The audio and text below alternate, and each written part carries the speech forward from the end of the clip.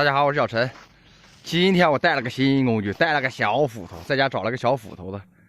然后我今天去找那个昨天我看见的一点那个松针孔菌嘛，就是松树黄嘛，去找把它弄回来。这会儿看着小斧头还能再掰折了不？是不是？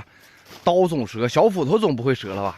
我现在先去找，应该就在这一块儿，但是我还没有看见它，不会丢了吧？应该是丢不了。走吧，出发。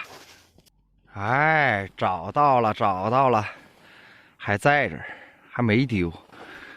啊，试试小斧头好不好用？嘿，是比这个刀要好使唤的多，这一下就磕下来了。这会儿应该是掰不折了吧？装起来，我把这块全掰了，7、8块呢。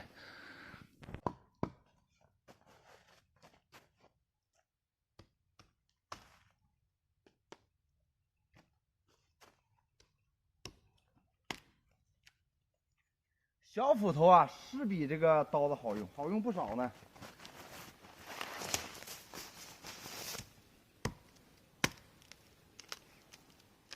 一下就下来了。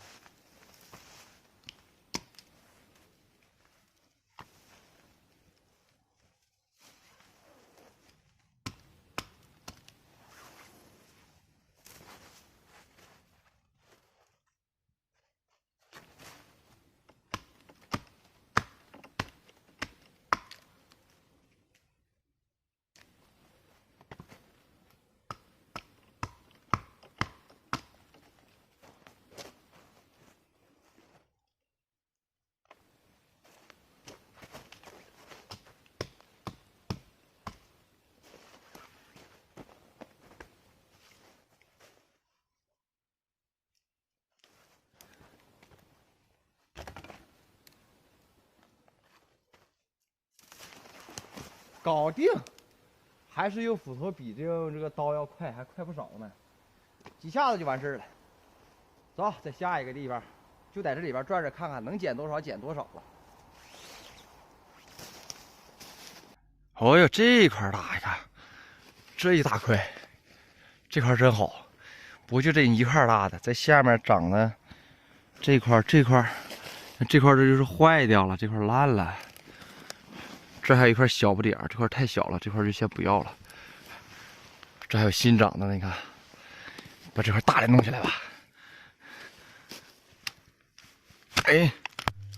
哎，这个斧头啊，是比这个刀啊要抗别哈，抗掰呀，就掰不坏。这块多好，是吧？捡了不少了。走，下一个。